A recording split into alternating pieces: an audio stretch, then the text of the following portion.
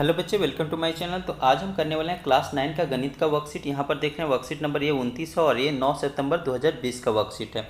और इसमें जो हम त्रिभुज पढ़ रहे थे, यानी इसके पहले वाले वर्कशीट में हम सर्वांगसम के बारे में पढ़े थे, क्या होता है सर्वांगसम, कैसे होता है। तो उसी से रिलेटेड यहाँ पर त्रिभुज का सर्वांगसम आने, तो यहाँ पर ये पढ़ने वाले हैं कि त्रिभुज कैसे सर्वांगसम होगा, किस रूल से होगा, तो वो रूल हम सारा जानने वाले हैं। तो यहाँ पर देखिए सारे रूल यहाँ पर बताए गए हैं। तो ये रूल हम एक एक करके अब बहुत अच्छे से समझेंगे, क्योंकि इसको समझेंगे तभी हम इसको सर्वांगसम कर सकते हैं और अलग अलग हम क्वेश्चन सॉल्व कर सकते हैं। यहाँ पर देखिए एक क्वेश्चन दिया गया है, लेकिन ये एक क्वेश्चन नहीं है, इसी में कई एक क्वेश्चन है।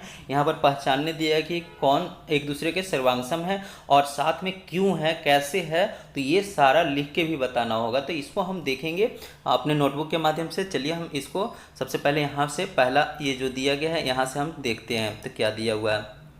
तो बच्चे, अगर जो मेरे चैनल को अभी तक आपने सब्सक्राइब नहीं कर रखे हैं तो मेरे चैनल को सब्सक्राइब कर लें, साथ साथ में बेल आइकन को भी दबा लें, जिससे कि मेरा वीडियो आप तक पहुंच सके।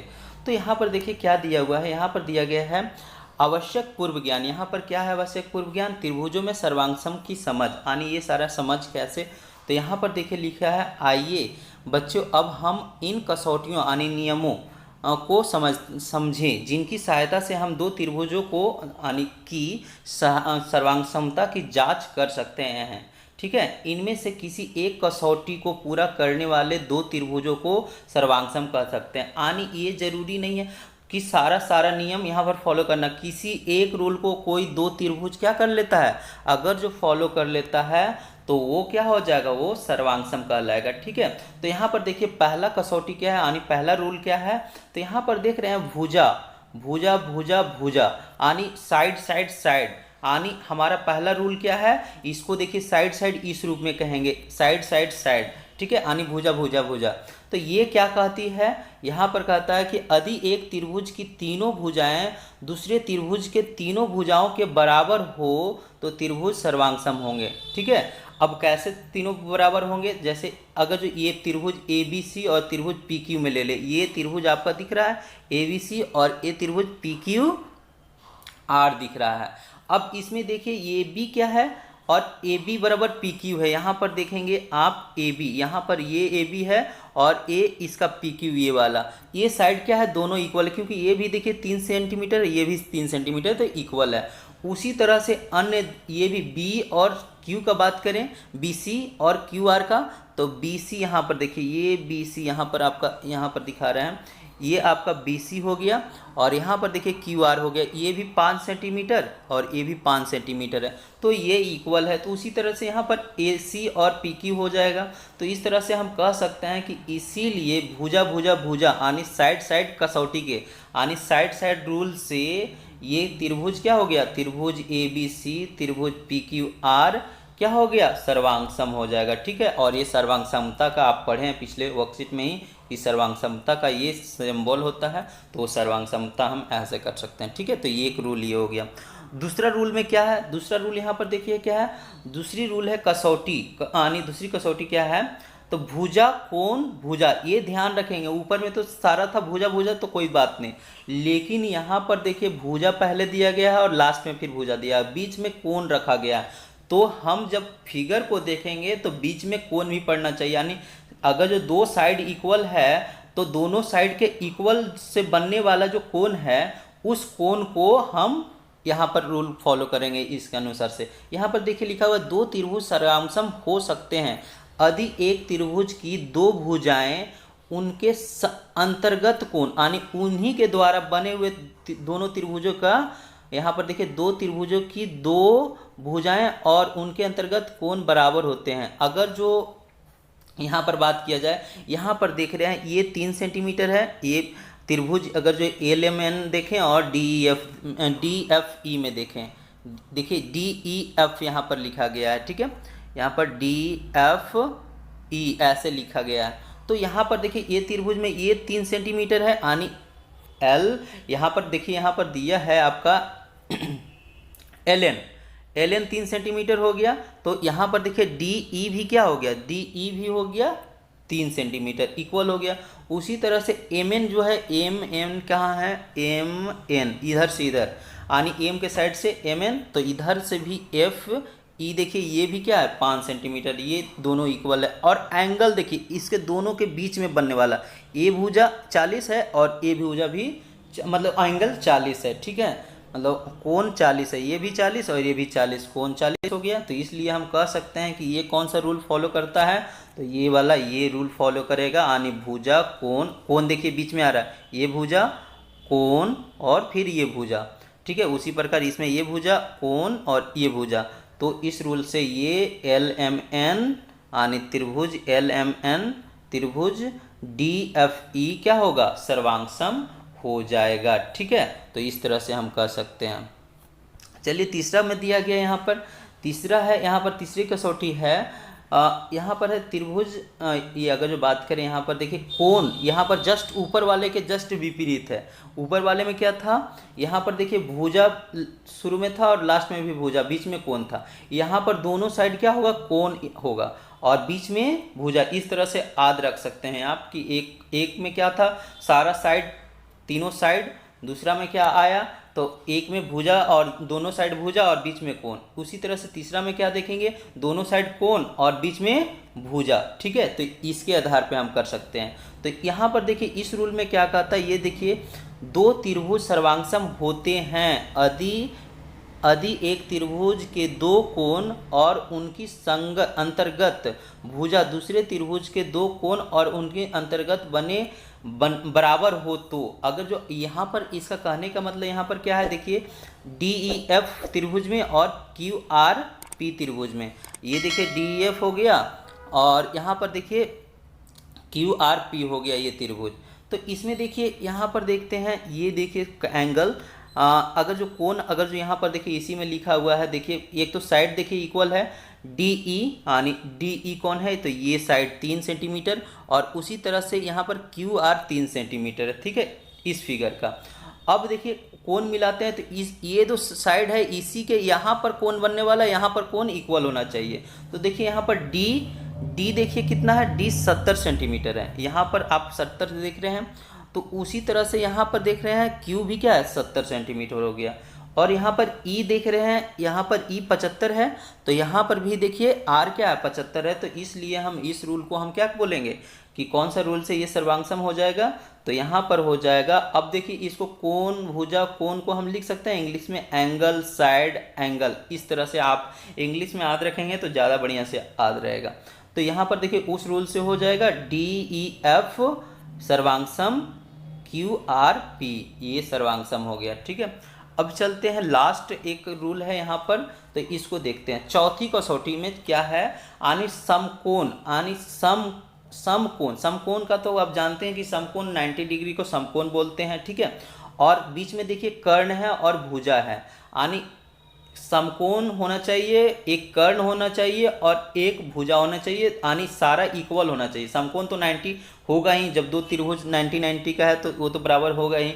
अब कर्ण भी क्या होना चाहिए, इक्वल होना चाहिए और भुजा एक भुजा, यहाँ पर देखिए यहाँ पर पढ़ते हैं, यहाँ पर दिखाया है यदि दो समकोण त्रिभुजों में एक त्रिभुज का कर्ण, समकोण त्रिभुज की बात किया है, दो समकोण त्रिभुज, एक का कर्ण एक भुजा दूसरे के उसी तरह से कर्ण और भुजा बराबर हो तो दोनों वो सारे त्रिभुज क्या यानी दोनों त्रिभुज क्या हो जाएंगे, सर्वांगसम हो जाएंगे, ठीक है। यहाँ पर सर्वांगसम कैसे, तो यहाँ पर देखिए पी क्यू, ये देखिए पी क्यू आर है ये फिगर, ये ट्रायंगल और ये ट्रायंगल बी ए सी। अब देखिए यहाँ पर उल्टा पुल्टा नाम क्यों है, तो आप इसके पिछले वाले क्लास में पढ़े थे कि हमें सर्वांगसम के लिए हमें क्या करना, एक ही साइड से हमें मानना होगा। जिस तरह से यहाँ पर एंगल शो कर रहा है उसी तरह से हमें यहाँ पर भी मेजर करना होगा, ठीक है, तभी हम कर सकते हैं। यहाँ पर देखिए तो देखिए क्यू आर, यहाँ पर देखिए क्यू आर और ए सी दोनों इक्वल हैं भुजा।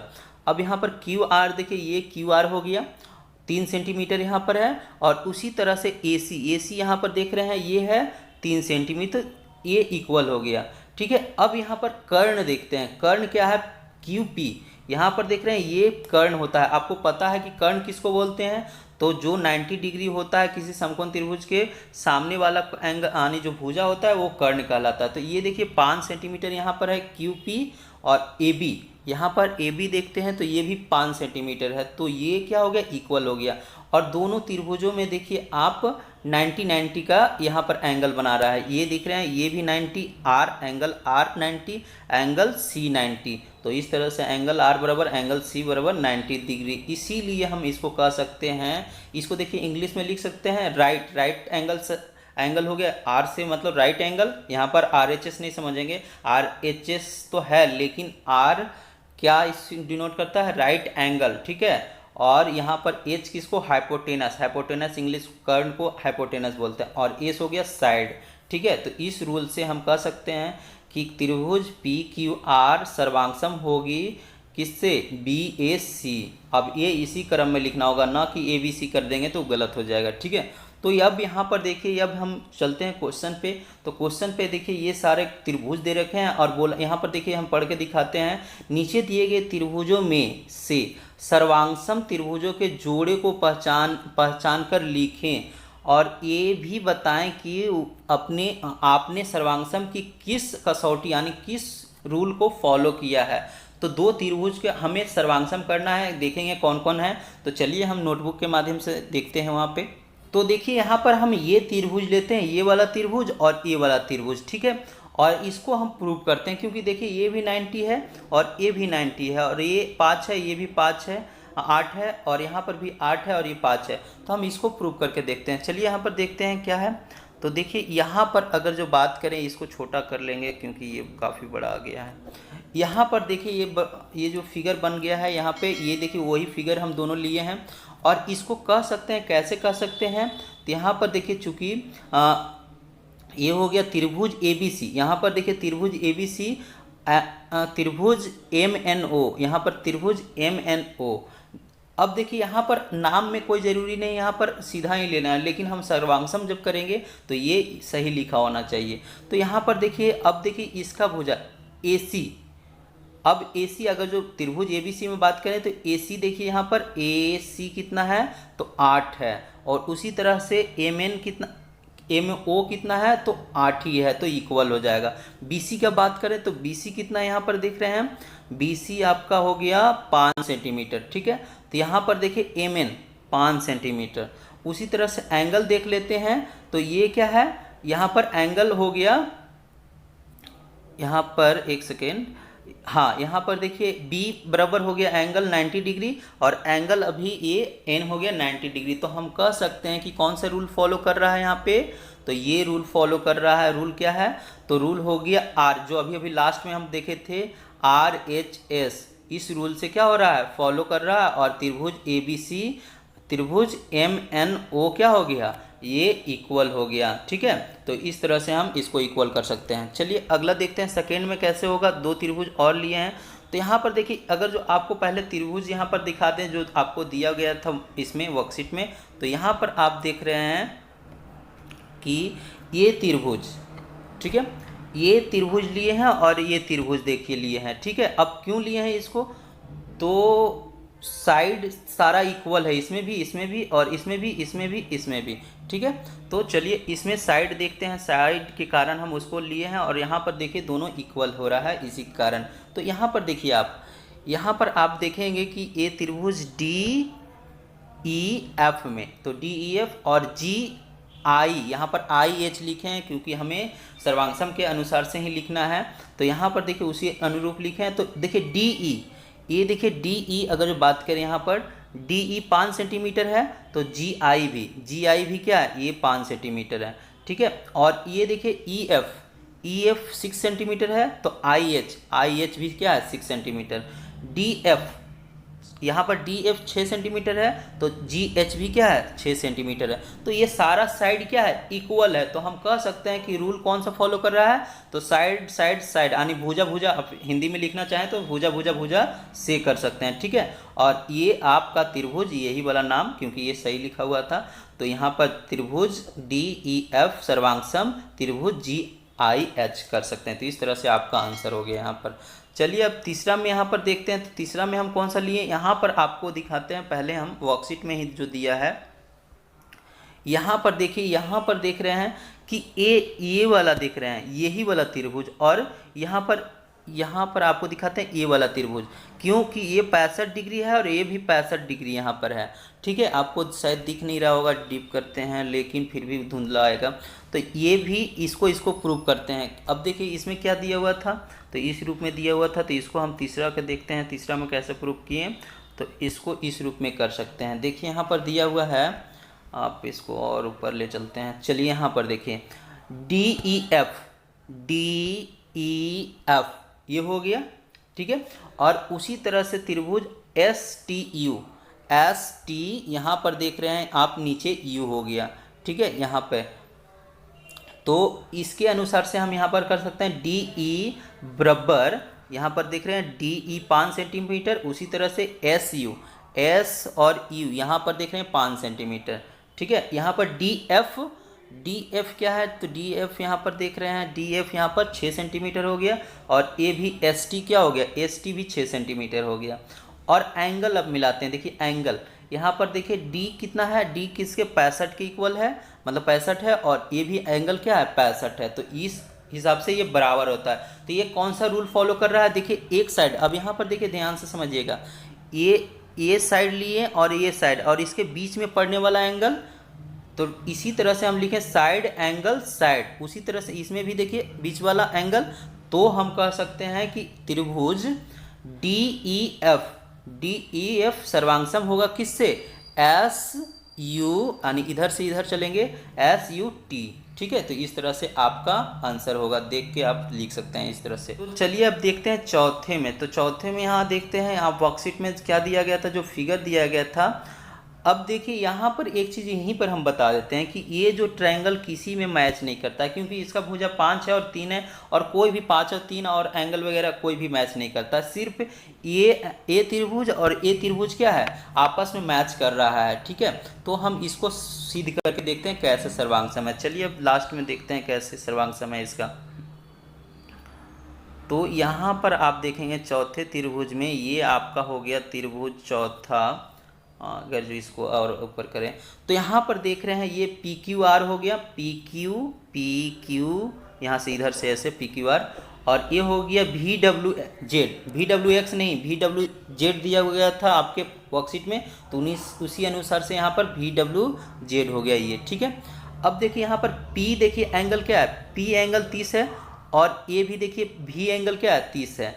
ठीक है, Q बराबर हो गया W, यहाँ पर Q बराबर ये 135 W भी, और A भी Q भी है 135, और यहाँ पर देखिए एक भुजा क्या है PQ, यहाँ पर देख रहे हैं PQ, ये PQ हो गया 2 सेंटीमीटर, और ये भी VW 2 सेंटीमीटर। इस रूल के अनुसार से हम कह सकते हैं कि एंगल, देखिए दो एंगल के बीच में ये साइड पड़ा है, तो दोनों क्या है, तब हम इसको कहते हैं रूल एंगल साइड एंगल से बराबर होगा, यानी PQR सर्वांगसम होगा VWZ के।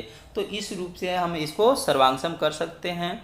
ठीक है, तो वीडियो अच्छा लगा तो वीडियो को लाइक करिए, साथ साथ में सब्सक्राइब करें। Thank you watching my video.